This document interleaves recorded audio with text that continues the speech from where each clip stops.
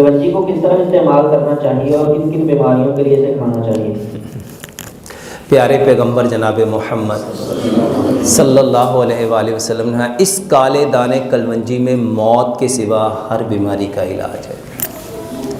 खाना कैसे चाहिए? मैं तो हैरान हूँ, मैंने अक्सर लोगों को सुना कहते डॉक्टर साहब असी 7 पूरे दाने कलवंजी के खाने हैं। मुझे नहीं समझ आई कि ये 7 दाने क्यों खाते हैं, वल्लाहु आलम। मेरे मोहतरम भाइयों, जो मैं बताता हूँ वो यही है कि आप कलवंजी के साथ मेथी दाने को इस्तेमाल करें। आप मेरे किसी लेक्चर में अकेली कलवंजी नहीं सुनेंगे। मैंने हमेशा कहा कलवंजी के साथ मेथी दाना इस्तेमाल करो। क्यों? मेरे मोहतरम भाइयों, मैंने इन दोनों चीज़ों के ऊपर, आप हैरान होंगे, कलवंजी और मेथी दाने के ऊपर 2.5 लाख से ज़्यादा रिसर्च पेपर हैं।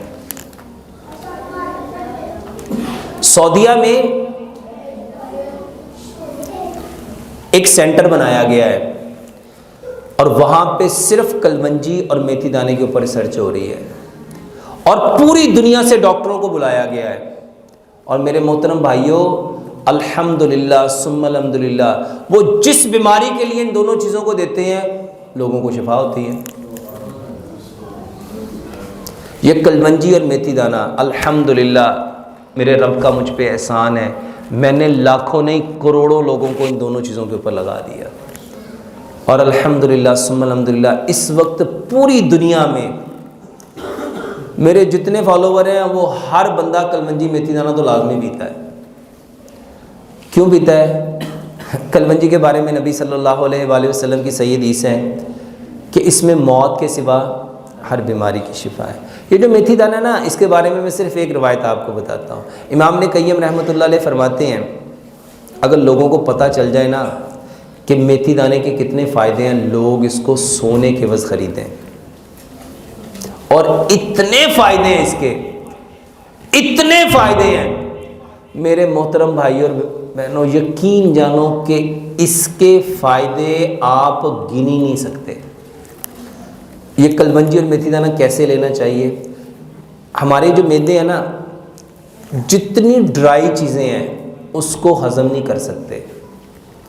इसीलिए आपने देखा होगा सर्दियाँ आएंगी ना, लोग मूंगफली खाएं, चने खाएं, बादाम खाएं, काजू खाएं, पिस्ता खाएं, अखरोट खाएं, तो जब वो स्टूल पास करते हैं, पखाना करते हैं ना, तो उसके अंदर वैसे ही वो निकल जाते हैं। 100 में से 90% अनडाइजेस्टिव फूड पार्टिकल आपके स्टूल के जरिए पास हो जाते हैं। इसीलिए मैं कहता हूं कि इन चीजों को, बादाम काजू को तो आप पका के खाओ, और अगर आपने खाने हैं तो बहुत कम मिकदार में खाओ, एक दाने को 32 बार चबाओ। लेकिन कलवंजी मेथी दाने के बारे में मैं कहता हूं कि इसकी तासीर गर्म होती है। ये दोनों चीज़ें गर्म प्रॉपर्टी रखती हैं, तो इसको पानी में भिगो के रखो, इसको पानी में, और इसको कितना भिगोना है, दोनों को बराबर मिकदार में मिक्स कर लो, एक बड़ा चम्मच मिट्टी के गिलास में भिगो दो, और सुबह इसको रात को इसको बेशक उबाल लो, रात को उबालो और सुबह उसको छान के, और मैं इसमें अमूमन लेमन का तज़किरा करता हूँ कि इसमें लेमन मिलाओ, और इसमें ज़ैतून का तेल मिलाओ, और इसमें हस्बे ज़ायका जब इसको रात को उबाल लो, उबालने के बाद उसमें ज़ैतून का तेल मिलाओ और उसको छान के उसमें शहद मिला के पियो।